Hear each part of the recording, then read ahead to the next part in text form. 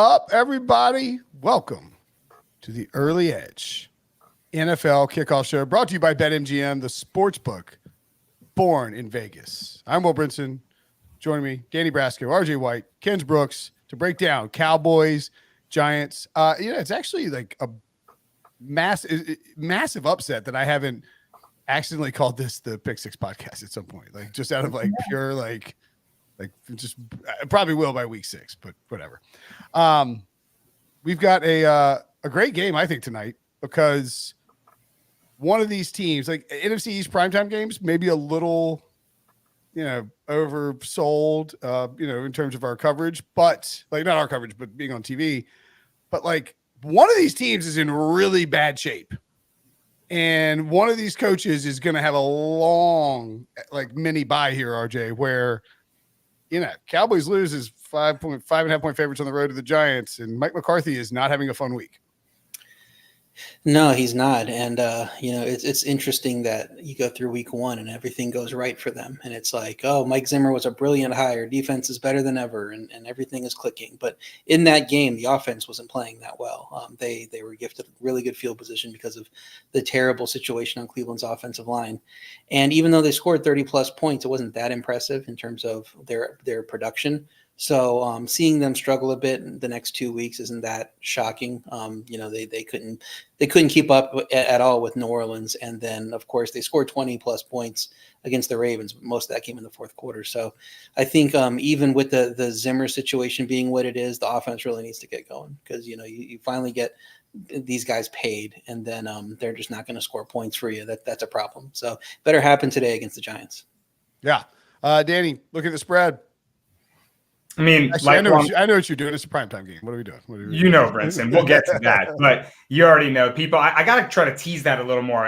It's become my moniker, so people know my pick ahead of the game. And they're not all going to be blind, tease it a little more. But yeah, I do think that we're in for potentially a game that people are going to kind of write in already and expect maybe just the Cowboys to roll or some high-flying offense to come out, and maybe a game script that unfolds that people aren't expecting tonight. You see the Jason Sehorn signed Giants hat in the background here. Lifelong fan. I've been rooting against good things to happen to my Giants because I just don't like where the direction the franchise is headed. And I will say one bright spot, one disagreement that's actually panned out well so far. I didn't love that we loaded up and spent so much money on Brian Burns to improve an already pretty good defensive line. Burns is top 10 in the league in pressure rate. So maybe he, helps the Giants stick around in there and their defense can keep them in this game. I expect a closer game than people are expecting, just a, Dallas blowout here on Thursday night. Kens, does the loser of this game hire Bill Belichick in 2025? Let's say yes for the plot. I'm in on it. I think you get like can you like parlay that with anytime Kayvon Turpin touchdown, like 500 to 1 or something like that. Really get weird. I'll tell you, that's how my roommate I've gotten viral on Twitter a few times, is like she's parlaying the wildest things together on Hard Rock. Why don't we, when Prop Stars isn't on here, like instead of the Goose parlay, let's do the Ken's roommate parlay and they hit, but it's like she'll have like a random like European soccer game parlay with like 3 weeks later Scotty Scheffler to win. Like it's just like the craziest. Beginner's luck is real. Beginner's luck is a real thing. Yeah. Anyway, it sounds like Brinson's kind of parlay, a 4-leg parlay. I mean, yeah. Like I was like, I wouldn't. I mean, it's like his eyes are like a puppy dog. What's your deal? Like, what's like? I'm kidding. No, but I mean, like, it is. I do find it fascinating, like from a demographic standpoint, that, like, I mean, I'm older. Like, none of my female friends were like when we were your age, we're parlaying like Scotty Scheffler, and so that's awesome. That's fantastic. Go gambling. All right, let's get into show before I say something stupid. The spread is stupider. The spread is currently toss up. Do we have there we go. 5.5. I think it may have ticked down to 5 in some spots, or there's some juice on the 5.5. Feels like a lot of people are betting on the Giants. I kind of wanted to waffle because of Dak Prescott's excellent performances against the NFC East, but I don't know, RJ. I mean, I think I'm on the under here, and I like the Giants, Daniel Jones has played pretty good football the last 2 weeks, and Malik Neighbors is just a top 10 wide receiver in the NFL 3 games into his career. They're getting a 35% target share. The Cowboys, if they don't I think the Giants defense could get after him a little bit. I don't know, man. I think it's live for an upset here. What do you say? Yeah, so first let's talk about the spread. It's been bouncing between 4 and 6. It seems like a massive move. 2 points is a lot, but it's important to point out that 5 is a dead number. You don't see a lot of games end on 5. So when numbers move up from 4, down from 6, they tend to move pretty quickly. So that's why you get a lot of bouncing back and forth between 4 and 6 in this game. It got back up to 6, and now it's come down a little bit. 5.5 in most spots, 5 in some spots. I took the Giants at 6. I still like them at 5.5. Their strength on defense is up front with the move that Danny's bemoaning with Brian Burns and the guys they got up there to rush the passer. And that Dallas offensive line has been struggling, especially at tackle. And I think they can get some pressure without needing to blitz constantly like they did last week and get after it and get Dak Prescott a little uncomfortable there. And let's point out this Dallas defense. There's been a major issue. They've given up 6 yards per play, ranked 31st in yards per rush, 24th in net yards per pass attempt, 21st in percentage of drives they're allowing for a score. This isn't the same Dallas defense that we've seen in the past. And sure, some of it is competition, but they got a really easy test in week 1 with that beat up Cleveland offensive line. So they've also had a little bit of a favorable matchup on their schedule too. So I think they could give up some points in this game. Neighbors gives the Giants a chance at scoring points against anyone. I don't care what you do to cover him. I don't care what you throw at him. Seems like he's going to be one of those guys that's matchup proof, like a Justin Jefferson type. And when you have that type of guy and you're throwing late in the game, you can backdoor cover if you need it. So I don't think Dallas is playing well enough to be a 6-point road favorite in a divisional matchup against anyone. Even if you think the Giants are a bad team, I would have made this 4. So once it got back up to 6, I liked it. At this number at 5.5, I would still lean to the Giants. Your Giants, Danny. I know you said you're rooting against them. You probably don't want to bet on them, and you've been pretty consistent with these primetime unders throughout the course of this show, right? Yeah, so I'll go back to the total. I'm not going to touch the spread. I do like the case that RJ is making. 6 is a hefty number to lay on the road for this Dallas team who, like you said, they're dead last against EPA against the run on defense. So, just porous, just like a faucet running against the run.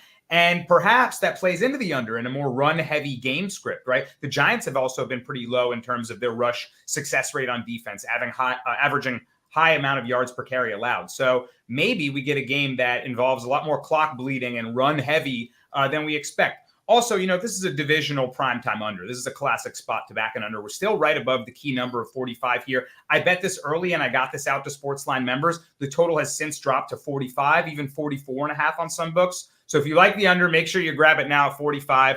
That's a good luck charm right there. Very cute, dog. Look at his wonky eyes. He looks really alarmed. Yeah, George just woke up from a nap and he's being a terror. George was like, under? Let's go. I love an under. And also, Brinson, I'm worried about the Giants a little bit and their ability to put up their share of the total on offense. If you're betting the over here, don't forget they did get shut out in the second half against the Browns after putting up 21. And Daniel Jones, is he afraid of the dark? He's 1-13 straight up in his career at night. After 1 p.m. slot, he's 5-21. Like, what happens when the sun sets in the east to Daniel Jones? I don't know. But nonetheless, I'm staying off the spread. I think the total is curiously a little high. You see only over bets coming in from the public, and it stayed firm there pretty much, even going backwards. So a little reverse movement. I like the under here, prime time. You don't got to pull my leg.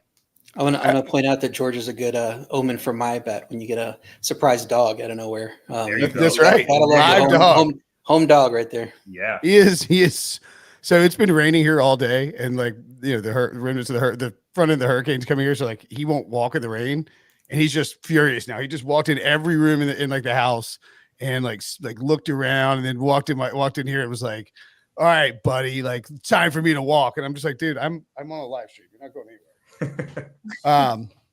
Anywho, Kens, what's the model like? So we like the Cowboys a lot when it was 4.5. Now that we're up to 5.5, I've been up to 6. Not as much value. Make it a 6-point game. The reason being, I think we're going to see a Lamar and Derrick Henry Walmart version tonight with Devin Singletary and Daniel Jones here. I think the Cowboys were vulnerable to trying to pick their poison with the two of those run threats. I think the Giants will try a similar thing. I just don't think it will necessarily be as impactful as it was for the Ravens. So looking for them to, keep them around 19 points. We have about the same team total for the Giants as odds makers imply, slightly over here for the Cowboys. So 52% lean to the spread with Dallas. I know it's nothing crazy here, but sometimes when we're in line with the odds makers, it's, a good notion that we are doing our job of mimicking them pretty well. I'll be curious to see, just from a game flow perspective, what the Cowboys do on defense. And they've been abysmal against the run the last 2 weeks. I mean, just as bad as you can possibly be. Brian Dable's not afraid to give it to Devin Singletary and run it a bunch. But if you stack the box and try to stop the run, Malik Neighbors is a problem. So I think that what Dallas does on defense, and to RJ's point, I mean, look, they had Mike Nolan before Dan Quinn got hired, and they were one of the worst defenses in football. They hired Dan Quinn. They're great for like 5 straight years, top 10 defense, and he's gone, and now they stink again. So Mike McCarthy in quite a bit of trouble from that perspective. I love Weed, who's a Cowboys fan, says cute puppy. Thank you. Curious George. All right. Any Dak pass attempts over 34.5? I know Katie really likes that. She just gave it out on HQ, just talking about how, the run offense isn't exactly there. He's been having to pass a lot. There's only so many things you can do in this game script, especially, God forbid, if they end up behind this Giants team as well. Yeah. Parlay that over in the game, because if it's a game where Dak has to throw that much, you got to figure the score is going to go over.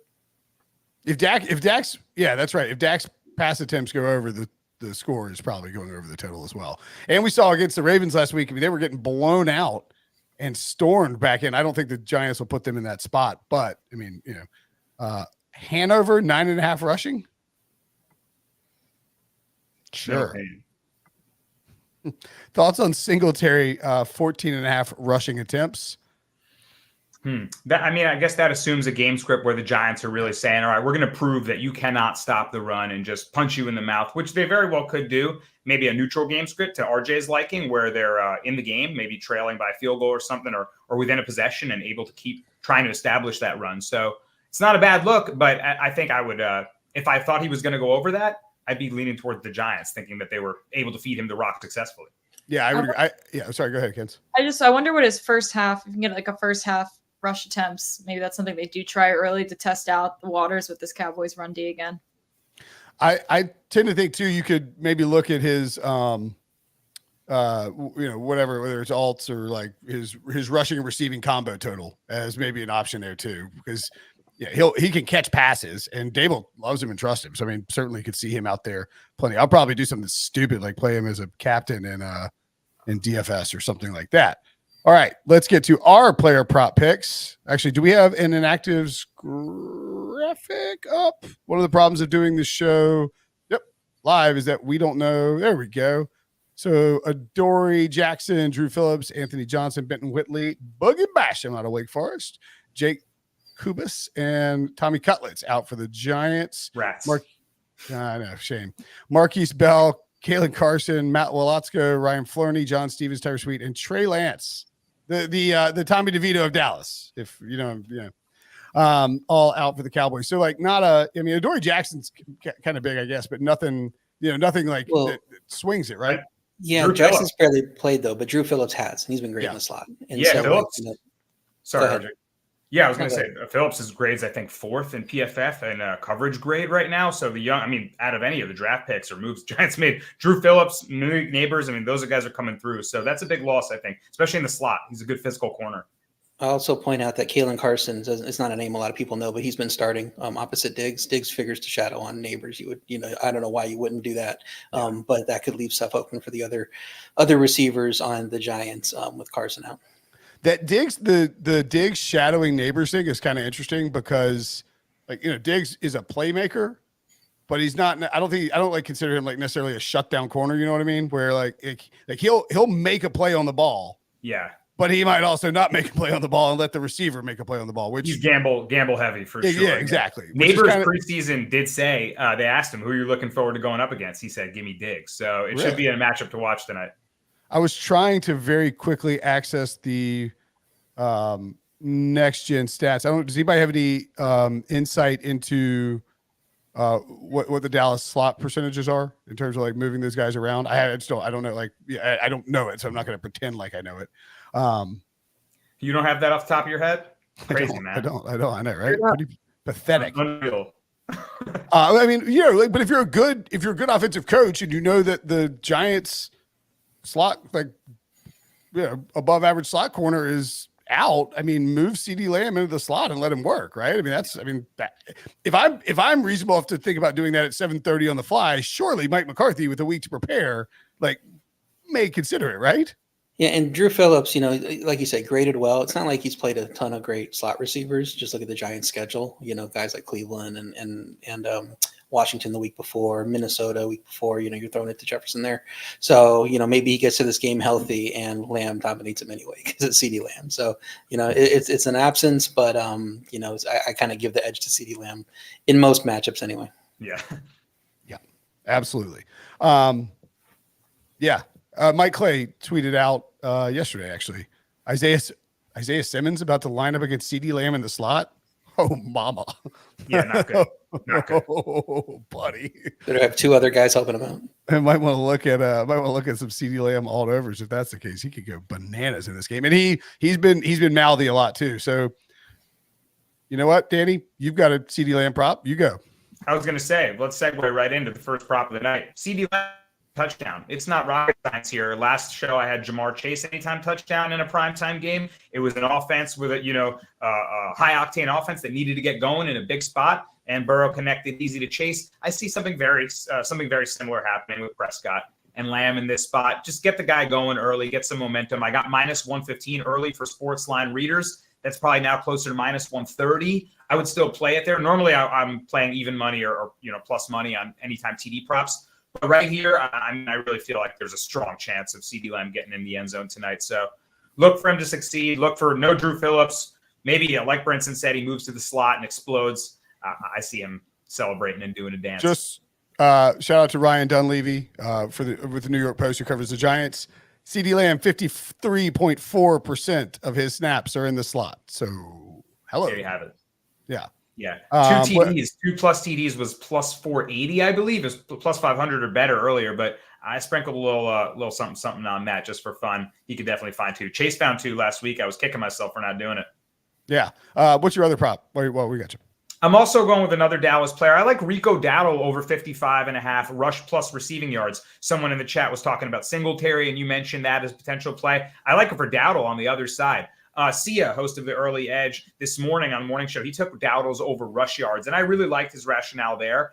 Looking to be the lead back in the tandem here. Ezekiel Elliott seemingly starting to fade, and Dallas just hasn't had the chance to get their run game going, trailing in the last 2 games in seriously negative game scripts, the Saints blowing them out, and then just trying to make a valiant effort against the Ravens. But Dowdle, I think, is going to be the lead bell cow here, and they're going to have potentially the ability to get him going in a positive game script, if they have the lead. I also think they'll involve him more in the pass game, even trailing in the last 2 weeks. In those negative game scripts, he still went over his receiving yards total. Dink and dunks, checkdowns, this offensive line still struggling a bit. So look for Dowdle to get involved in the pass game. And I still think this is a modest total. He could have this number, well over 60, 65 in the coming weeks if he gets involved. So this number's probably on the move as well. I like it at even money. Give me Rico Dowdle to get involved.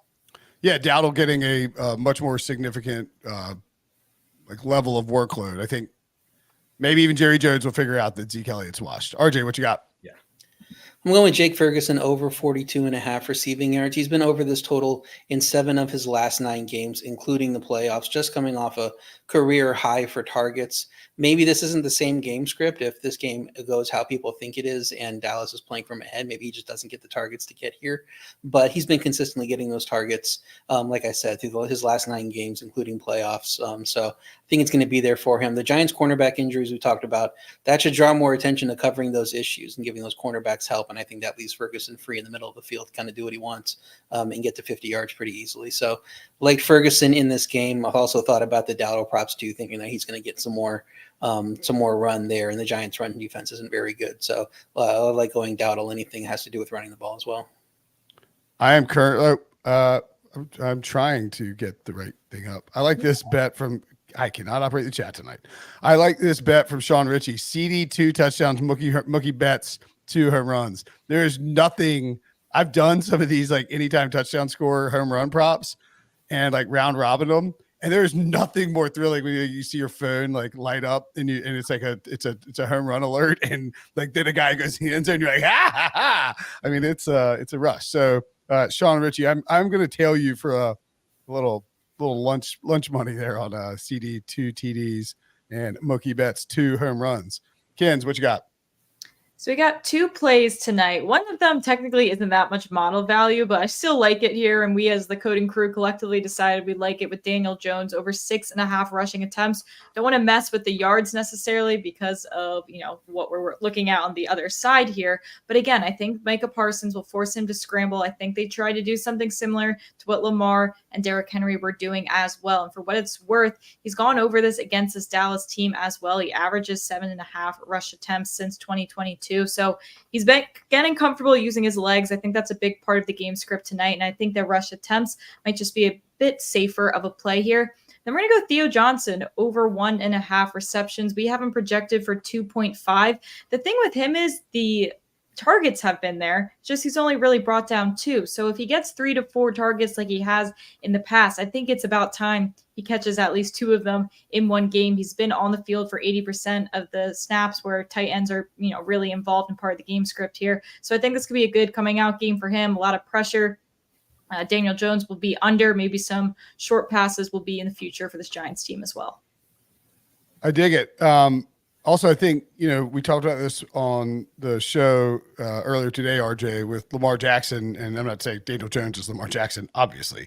But, I mean, the Giants are 1-2. They're at home against a division rival in primetime. And, this is a big game. And I think it's one of those games where Daniel Jones more willing to activate his legs and to use his legs to try to pick up first downs, which gives you, obviously, more rushing attempts. Okay, I've got Malik Neighbors anytime touchdown, and I was trying to see what's a Malik Neighbors anytime TD and CD Lamb. So about 10-1. CD Lamb 2 touchdowns, Malik Neighbors anytime touchdown. I don't know. Funnel the offense to the best guys. Maybe it happens. We'll see. Okay. Do we have a best bets? Do we have a recap? No, maybe not. We're going to model anytime. Oh, yeah, we do have a recap from the props. Sorry. My bad, Nada. Cycle back through and toss that puppy up, and we'll look at what we've got there. Oh, no. We'll pull that out. We talk about this. We'll do that at the end. Sorry. Let's go to the model anytime touchdown. Kens, have we cooled off a little bit after like a blazing hot start? Yeah, we did. But you know what? We've gone at least 1-2, making sure that you're profiting if you take all 3. So that I do know has happened the past 2 weeks. So we'll go for the same logic here again. Let's go to Malik Neighbors, who you guys have already talked about. I mean, it accounts for 75% of the teams receiving touchdowns for what the small sample size is worth. But he certainly is a comfortable target for Daniel Jones here. Has 30 targets, 18 receptions, over 200 yards, and 3 touchdowns just in his past 2 games. So things should be going well for him there. Then we're going to go to Brandon Cooks here. We would set this around plus 190. Odds makers have it implied around plus 260. And again, since 2023 with Dallas, he has had a touchdown in 9 of his 20 games, which implies around a 45% chance. So you're getting pretty solid value at plus 260. We've talked about these, secondary injuries for the Giants, which checks out well for him. Then Devin Singletary. Again, although he hasn't been necessarily that productive, it's still good value here at minus 110. I mean, again, this Dallas defense, the run D has proven vulnerable. So I think it's a good spot for him as the feature back. He's had 4 touchdowns in his last 6 games. I know he wasn't the feature back again when he was on his previous teams, but since he's been in this spot, he has been pretty productive when it comes to the red zone. I've seen 2 Giants there out of 3 players. Mm-hmm. I know I saw this in chat. David Chi-Town points out Dallas is not allowed a TD to a wide receiver 1. That is true, but they're giving up like 7 yards per rush. So teams haven't really had to throw on them. And maybe Diggs is morphing into a lockdown guy and he's going to snuff out Neighbors. But I think there's an argument to be made that Neighbors might be a top 5 wide receiver in the NFL right now. Like he's that good. He's incredible. Better than this guy scoring touchdowns for New Orleans a couple weeks ago against Dallas, where they couldn't get a stop on them at all. So right, they haven't given up a TD to a wide receiver one, but they gave up 70 yards to Rashid Shaheed. So what about that? He's my wide receiver one. Yeah, it's fine. Okay, Derek Carr's Wan'Dale Robinson season. I actually like Wan'Dale Robinson overs a little bit, and maybe in another format. But before we get there, we've all had our first touchdown bet called back before, and BetMGM is giving you a second chance with BetMGM's Pro Football Second Chance. Place any touchdown score bet, and if your player doesn't score but scores second, get your entire stake back in cash. No opt-in required. Here's how it works. Place a pregame straight first touchdown score bet in any NFL game. If your player scores the first touchdown in the game, win your wager is normal. The player scores the second touchdown in the game, you get your full stake back in cash. It's that simple. Log into BetMGM for more details. Now we get to our first touchdown picks. I can't remember. Oh, we had 2 Monday night games. That's why I was like, what was on Monday? I feel like we didn't get one on Monday because Jamar Chase was the first for the Bengals, right? And then was it James Cook and Jamar Chase? Yeah, so it was like pure chalk. So yeah, we didn't get it. That's fine. There's only been one opportunity to get one where there wasn't chalk, and it was last week where Prop Stars and I both hit on Alan Lazard. That's right. So that's right. We gotta add a gem to RJ's name. What are we doing here? I know, I'm missing a gem here. Stealing. Feel like Adam Sandler and Uncut Gems. Where's my money? All right, let's get to this. It's an interesting mix of guys here. Danny, you and I are going quarterback. You've got the guy on the Cowboy side. I like this because I can see this. Like Dak pulls it down and just like sprints into the right side of the end zone. It's very like easy to visualize. That's what it's all about, Brinson. When you're picking first TD scores, you got to see it in your mind's eye. Cowboys down in the red zone, pump, roll to the outside, gets an outside block from a running back, and there's just enough space to put it over the pylon and score for Dak. I like it's not Josh Allen in prime time, but I like the quarterback to score first in prime time angle, and I'm sure you'll give a good case for D Jones as well. But yeah, give me Dak to do it. I mean, like I can't even read. Like it says RJ White, Daniel Jones. I'm like, I've got Daniel Jones. I'll blame my dog. No, it's my fault. I did bet Daniel Jones as well. I bet Daniel Jones and Wan'Dale Robinson. I'll get to him, but RJ, you've got Daniel Jones listed here. I mean, he's talking about visualizing it. A Danny Dimes panic pocket like rollout is easy to see in the red zone, right? Yeah, not just the panic pocket, but like first and goal at the 8. Dallas with their rushing defense issues. Giants go jumbo, bring in the extra tight end. They load up there, and then Daniel Jones keeps the ball 1-on-1 on a bootleg, and all he has to do is beat one guy to the pylon, and it's a touchdown. So I mean, a lot of these quarterback touchdowns, you're hoping for that 1 yard sneak, the 2 yard sneak, but he's the kind of guy that can get it from distance. He's shown as long as he doesn't trip over the 20-yard line or whatever it was. Yeah. I was going to say he's going to do some goofy run on, and he's going to get blasted on the way in. Just get right up. Hey guys, I scored. I mean, I think you can kind of picture too, like Danny Dimes. You get down to like the 5 or 6, and they spread it out surprisingly, and it's just a QB draw, right? Or like a QB keeper, and the Cowboys just don't see it coming. He just waltzes in the end zone with those he's got. You know what? This is the ultimate sign for Danny Dimes scoring the first touchdown. George and Danny Dimes have the same eyes. Like those guys are googly moogly every which way. I mean, like I can see this happening now. I might double my bet on Danny Dimes. On the matchup too, Dallas has allowed quarterback rushing touchdowns in back-to-back games. Lamar Jackson had the first touchdown in that game. Derek Carr last week, and then Derek Carr from a sneak. And then 39 yards on 5 Deshaun Watson carries in week 1. Cleveland didn't get anything on offense besides Deshaun Watson being able to pick up yards on them. So I think it's there for a mobile guy that had 8 carries last week. And I think it's going to be a key part of the game here in primetime. That's actually, I'm sorry to interject. That's a great point. They let Derek Carr hit the Michael Jackson dance move. Like, no, I'm tailing Daniel Jones. Yeah, I was going to ask you if anybody wanted to recreate Derek Carr's touchdown celebration. I mean, it's illegal. That's illegal in 9 countries. If Derek Carr is grabbing his crotch and doing a Michael Jackson celebration on you, you need to reevaluate your entire franchise, your defense, your offense, everything. You need to reevaluate your life. Like the guy's never celebrated anything before. He's out here like grabbing his crotch, like in the Cowboys' face. It's unbelievable. God, I can't wait for him to win MVP. It's gonna be so Derek Carr. The Saints team Brinson can't wait either. He's going to get lots of DMs from Carr family members about how great he is. If Derek Carr wins EVP, I'm taking the first plane to a country without extradition. I mean, that's just like I can't have that in my life. I'm on the Giants as well. I've got Wan'Dale Robinson. Just feels like short yardage, pepper him. They're going to roll some coverage, a lot of coverage, I would think, to Neighbors. We'll see exactly how that goes. But Wan'Dale's been really involved in this offense. His over-under for receptions is like plus money at 4.5, which I don't hate. And at 22-1, quick hitter out of the slot or like a little bubble screen where he runs in. I think this could easily happen. So I've got Wan'Dale at 22-1. Kens, you are dipping your toe in the tight end pool.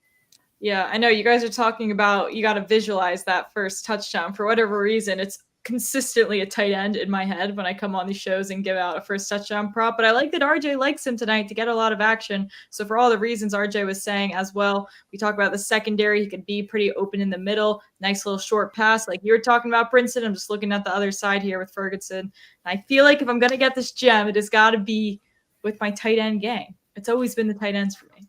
Here's the other thing too on the like visualizing and like trying to figure out who's going to score the first touchdown. I don't know why when I was picking this out earlier, I like can you hear Al Michaels say Wan'Dale Robinson? Like somehow that like hit. I was like, I mean, I can hear Al saying that. Like that sounds like it just sounds perfect. So Wan'Dale Robinson. Clairvoyance sometimes. If we're talking about visualizing, in my visualization, it's either Dak or Kens's guy Ferguson. Pump fake. Is he going to throw that third one or is he going to run? If he runs, it's me. If he throws it, it's a little short check down to Fergie right there, sitting down in coverage. You can hear Al saying Jake Ferguson, like in that. It's just like and being like, oh, all right, there we go. My visualization had to do with this show. I thought the majority of people would be on Ferguson, just a clear play, and then we get one Wan'Dale, and then me with Daniel Jones, and so almost got it. We just had a little rogue pick there with Danny. I mean, I think considering you obviously have the two alpha receivers and. Zeke, they let fall forward when they get to the green zone or whatever.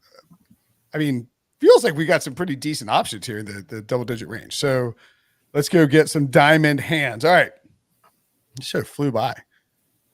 Dowdle, I'll also point out one more thing. Dowdle's now up to 10-1. It definitely was an option for me earlier, but it was plus 850, so he didn't qualify. Looking at the site now, he's 10-1. So if anybody last minute wants to switch their pick, I mean, that's a guy we expect. Yeah, I get a lot of work. I considered that one just flat 1,000. I wanted to get a little spicier with it, but he is a good pick. It's 10-1. It qualifies. I feel like he will get action. Look, I have my Rico Dowdle best ball bags are weighing down the back of the Suburban right now. So please, by all means, get those touchdowns. Actually, I tell you what, let's answer some questions really quick because we have a couple minutes. That if you guys don't mind, I mean.